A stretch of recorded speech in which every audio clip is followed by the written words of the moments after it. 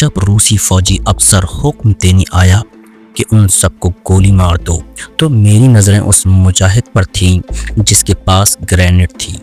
इससे पहले कि रूसी फौजी गोलियां बरसाते, उसने ग्रेनेड रूसियों की तरफ फेंक दिए। ये देखकर सब मुजाहिदीन भाग निकले। मेरा मंसूबा कामयाब रहा। सिर्फ 12 मुजाहिदीन शहीद और 7 जख्मी गिरफ्तार हुए। बाकी बच निकलने में कामयाब हो गए। 9 रूसी हलाक हुए। मैं खुद भी जख्मी हो गया था और उन्हीं जख्मों ने मुझे इंक्वायरी के दौरान में बचाने में मदद दी। और इंक्वायरी अफसर ये मालूम करने में नाकाम रहा कि दस्ती बम मुजाहिद तक कैसे पहुंचे और किसने पहुंचाए। एक दिन तलाशी की मुहिम के बाद हम वापस आ रहे थे कि एक खूबसूरत अफगान बच्चा दौड़कर सामने आ गया। उसने मुझे एक सिगरेट पेश किया। रूसी अफसर ने वो सिगरेट मुझसे छीन लिया और खुश होकर बच्चे को थपकी दी। रूसी अफसर ने सिगरेट मुंह में दबाकर ज्यों ही सुलगाया, वो धमाके से फटा और रूसी अफसर का मुंह और चेहरा जल गया और एक आंख खून से बहने लगी। ये दरअसल सिगरेट बम था जिसमें तंबाकू की जगह बारूद भरा हुआ था। बच्चा रूसी अफसर का जला हुआ चेहरा देखकर हंसने लगा। रूसी अफसर ने उसे पकड़ने का हुक्म दिया। दूसरे फौजी उस बच्चे पर तशद्दुद करने लगे कि बताओ सिगरेट तुझे किसने दिया था और वो कहाँ है, लेकिन बच्चे ने बताने से इनकार कर दिया। उसे बहुत मारा गया। उसके 2 दांत भी टूट गए और जिस्म से भी कई जगह से खून बहने लगा, मगर उसने कुछ न बताया। रूसी अफसर ने मुझे कहा कि अब्दुर्रहमान, इसे गोली मार दो, इसने मेरा चेहरा ख़राब किया है, उसे ख़त्म कर दो। शायद कहने से पहले रूसी अफसर ने ये न सोचा था, रूसियों ने तो पूरे अफ़गानिस्तान का चेहरा ख़राब कर दिया है और लाखों मासूम बच्चों, औरतों और बूढ़ों को कत्ल किया है। मैंने बड़ी आहिस्तगी और बुद्दिली के साथ क्लाशिनकोव को सीधा किया। बच्चे ने उठकर भागना शुरू कर दिया।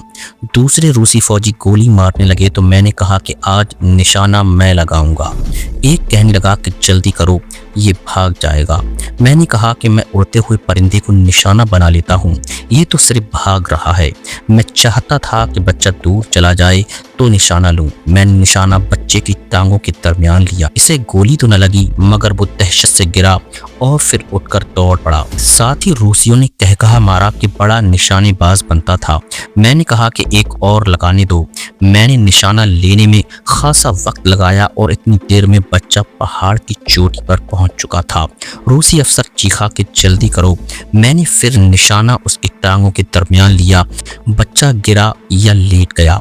रूसी हंसा कि बच्चा मारा गया है, मगर चंद लम्हों बाद बच्चा उठा और रूसी अफसर की तरफ देखकर जोर से पुकारा, तुम मेरे माँ बाप के कातिल हो, मैं तुम्हें मुआफ नहीं करूँगा। ये कहते ही वो पहाड़ की दूसरी तरफ उतर गया और रूसी अफसर का जोर का थप्पड़ मेरे मुंह पर पड़ा और साथ गंदी गालियां भी सुनने को मिली कि मैंने जानबूझकर निशाना खता किया है। इस्माइल साथ खड़ा था।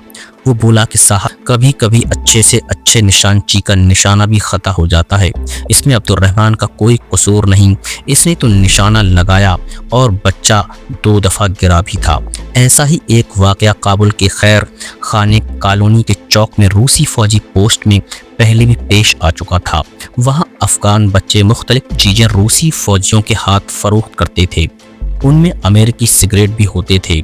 जब बच्चों ने अच्छी तरह एतबार जमा लिया तो एक दिन आम सिगरेटों के बजाय उन्होंने रूसियों को बारूदी सिगरेट पेश किए। सिगरेट पेश करने के बाद बच्चे गायब हो गए।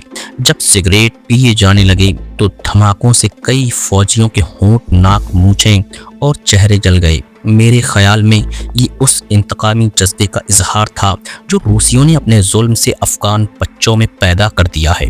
मुझे एक अफ़गानी फ़ौजी ने बताया कि काबुल शहर ही में एक कंडरगार्टन स्कूल है जो रूस ने अफ़गानिस्तान में फ़ौज उतारी। वहाँ के बच्चों ने रूस से आया हुआ दूध पीने से इनकार कर दिया और रूस मुर्दाबाद, कारमल मुर्दाबाद के नारे लगाते हुए स्कूल से बाहर निकल आए। जब बच्चों से पूछा गया कि वो दूध क्यों नहीं पीते तो उन्होंने कहा, हम दूध उस वक्त पिएंगे जब रूस हमारे मुल्क से निकल जाएंगे। अब्दुर्रहमान ने बताया कि काबुल में मुजाहिदीन रात को तकरीबन रोज़ाना शबखून मारते हैं। इन छापामार कार्रवाइयों में वो पहरे पर रूसी अफसरों और फौजियों को कत्ल कर देते हैं। जब वो किसी रूसी को कत्ल करते हैं तो उसकी लाश पर मुख्तलिफ नारे दर्ज कर जाते थे। 2 रूसियों की लाशों पर तो मैंने भी इस तरह के नारे देखे थे, रूस का कब्रिस्तान, अफ़गानिस्तान, अफ़गानिस्तान। یہ سمرقند و بخارا نہیں، افغانستان ہے۔ مجھے یہ نعرے پڑھ کر بڑی خوشی ہوئی کہ افغان عوام سمرقند و بخارا کے حشر سے آگاہ ہیں۔ عبد الرحمن خاموش ہوا تو علی نے پوچھا کہ اسماعیل تمہارا ساتھی کب اور کیسے بنا؟ عبد الرحمن نے بتایا کہ یہ اسی دن کی بات ہے جب بچے کے سگریٹ سے ہمارے افسر کا منہ جل گیا تھا۔ اسماعیل رات کو میرے پاس آیا اور مجھے چھاؤنی کے ایک ویران کونے میں لے گیا اور مجھ سے پوچھنے لگا کہ تم نے جان بوجھ کر اس بچے کو گولی کیوں نہیں ماری تھی؟ میں سمجھا کہ اسے روسی افسر نے میری جاسوسی کے لیے بھیجا ہے۔ میں نے کہا کہ میں نے نشانہ تو لیا تھا مگر نشانہ خطا گیا۔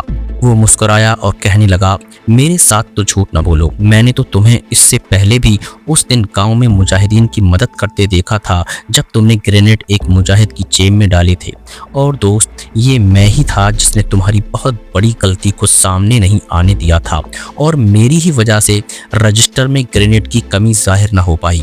پھر اس بوڑھے کو بھی تم نے ہی سبق پڑھایا کہ وہ کہے کہ مجاہدین اس کی بکریاں زبردستی اٹھا کر لے گئے ہیں، حالانکہ مجاہدین اس کے گھر میں چھپے بیٹھے تھے۔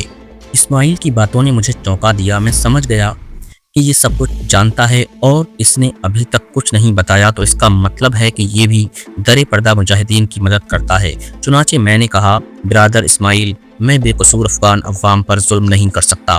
مجھے چینیوں، امریکیوں اور پاکستانیوں کے خلاف لڑنے کے لیے بھیجا گیا تھا، مگر یہاں تو نہتے بے قصور عوام پر گولیاں چلائی جا رہی ہیں۔ اس معصوم بچے کا کیا قصور تھا؟ اس کے والدین کو شہید کر دیا گیا تھا۔ اگر اس نے سگریٹ میں بارود بھر کر روسی افسر کا چہرہ جلا دیا تو قیامت کیوں آ گئی؟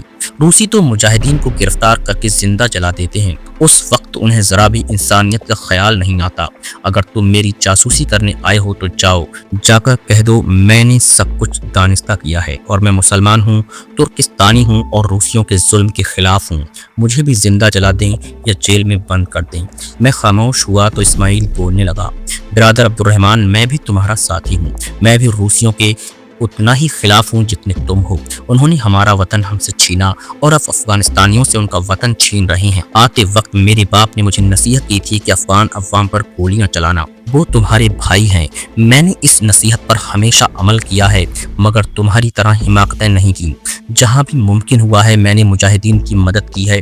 اور سنو، پچھلے ماہ جو رات کو روسی افسر پر اصرار طور پر اپنے کمرے میں ہلاک ہو گیا تھا اسے میں نے ہی ہلاک کیا تھا، کیونکہ اس نے ایک افغان مجاہد کی نوجوان بہن کو زبردستی یہاں منگوایا تھا اور اس کی عزت لوٹنا چاہتا تھا۔ میں اس لڑکی کی جان اور عزت تو نہ بچا سکا مگر ایسا انتظام کیا کہ دونوں ختم ہو گئے، اور بارودی سگریٹ بنانے کا طریقہ بھی میں نے ہی ایک افغان فوجی کو اس وقت بتایا تھا جب مجھے یقین ہو گیا تھا کہ وہ مجاہدین کا ساتھی ہے۔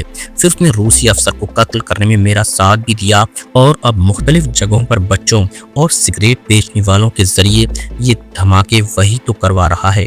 اسماعیل کچھ دیر خاموش رہا جیسے کوئی اہم بات سوچ رہا ہو، پھر کہنے لگا کہ عبد الرحمن، میں نے فیصلہ کیا ہے کہ بہت جلد مجاہدین کے پاس چلا جاؤں گا، کیونکہ یہ ظلم اب مجھ سے مزید نہیں دیکھا جاتا اور بعض اوقات تو مجبوراً ہمیں بھی گولی چلانا پڑتی ہے، اس وقت دل بہت دکھتا ہے۔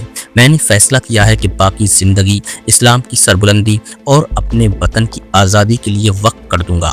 مجھے یقین ہے کہ افغانستان ضرور آزاد ہوگا اور پھر ہم ترکستانی مسلمانوں کے لیے بھی آزادی کی جنگ لڑنا آسان ہو جائے گا۔ میرے باپ نے مجھے آتے ہوئے کہا تھا کہ روسی کمیونزم کے غبارے سے ہوا نکلنے کو ہے، پھر یہ زیادہ دیر مسلمانوں کو غلامی کی زنجیریں نہیں پہنا سکتا۔ اسماعیل کی باتیں سن کر مجھے بہت خوشی ہوئی، ایسے محسوس ہوا جیسے میرا ہم خیال بھائی مل گیا ہو۔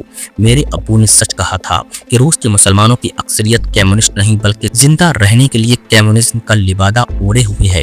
میں بے اختیار اسماعیل سے لپٹ گیا اور خوشی سے ہم دونوں کی آنکھوں میں آنسو آ گئے۔ ہم دونوں نے ایک دوسرے کے ہاتھ میں ہاتھ دے کر خدا کے حضور عہد کیا کہ ہم دونوں مجاہدین کے پاس چلے جائیں گے اور اپنے پاؤں میں پڑی ہوئی سرخ زنجیر کاٹ دیں گے، اور اگر زندہ رہے تو افغانستان کی آزادی کے بعد اپنے وطن کی آزادی تک روسیوں کے خلاف لڑتے رہیں گے۔ ہمیں ایسا موقع جلد ہی مل گیا کہ جب اعلیٰ روسی فوجی افسروں نے مجاہدین کے اس مرکز پر قبضہ کرنے کا پروگرام بنایا، ہمیں ہیلی کاپٹر سے اس مرکز کے جنوب میں مغرب کی طرف اتارا گیا۔ ہمارے گروپ کی تعداد 30 تھی، جن میں 14 روسی اور باقی سب افغانی تھے۔ بہت سے کمانڈرز کو مجاہدین نے اترتے قتل کر دیا या गिरफ्तार कर लिया, लेकिन इत्तेफाक से हमारा ग्रुप बच गया। हमने यहाँ उतरते ही मोर्चे बनाए और मोर्चों के इर्द गिर्द बारूदी सुरंगें बिछा दी। हमने रात को इशारा मिलते ही उस तरफ से मरकज पर हमला करना था। यहाँ उतरते ही मेरी और इस्माइल की गुफ्तगू हुई कि आज रात ये मोर्चे तबाह करके मुजाहिदीन से जा मिलेंगे। रात के 12 बजे हमने अपने मंसूबे पर अमल शुरू किया। इस्माइल ने इस तरह फायरिंग शुरू की जैसे मुजाहिदीन ने हम पर हमला कर दिया हो। इत्तेफाक से आप लोग उस वक्त हमारे मोर्चों की तरफ आ रहे थे। इस तरह हमारे मंसूबे को अल्लाह ने हमारे लिए आसान बना दिया। अब सब लोगों की तवज्जो आपकी तरफ थी और वो आपसे बहुत डरे हुए थे। उन लोगों में ये बहस शुरू हो गई कि आगे बढ़कर हमला किया जाए या मोर्चों में बैठकर दिफा किया जाए। मैंने उस मौके से फ़ायदा उठाते हुए असलहे का ज़ख़ीरा तबाह करके रूसियों के मोर्चों पर दस्ती बमों से हमला कर दिया। 3 अफ़गानी हमारे साथ मिल गए, 2 उनमें से शहीद हो गए और तीसरा मालूम नहीं किस तरफ भाग गया। तमाम रूसियों को ख़त्म करने के बाद हम आपकी तरफ भागे कि इस्माइल का पांव एक बारूदी सुरंग पर आ गया और मेरा प्यारा दोस्त आज़ादी की हसरत लिए शहीद हो गया। वो मुजाहिदीन का शहदाई था। जब रूसी शिकस्त खाकर भागते तो उसे बहुत खुशी होती थी। अब्दुर्रहमान और अली ने अहद किया कि हम सब मिलकर इंशाअल्लाह इस्माइल के मिशन को जिंदा रखेंगे और एक ना एक दिन अफगानिस्तान और तुर्किस्तान ज़रूर आज़ाद होंगे और दुनिया अफगानिस्तान के साथ साथ तुर्किस्तान की अजीम इस्लामी मुमलकत पर भी इस्लामी परचम लहराता देखेगी। तो दोस्तों, ये था हमारा आज का एपिसोड। उम्मीद करते हैं कि ये कहानी आपको पसंद आ रही होगी। जाने से पहले इस वीडियो को लाइक कर दीजिए और शेयर करना मत भूलिए। कमेंट करके बताइए कि ये वीडियो आपको कैसी लगी। और अगर अभी तक आपने हमारे चैनल को सब्सक्राइब नहीं किया है तो फौरन सब्सक्राइब कर लीजिए और बेल आइकन पर क्लिक करके ऑल नोटिफिकेशंस ऑन कर लीजिए।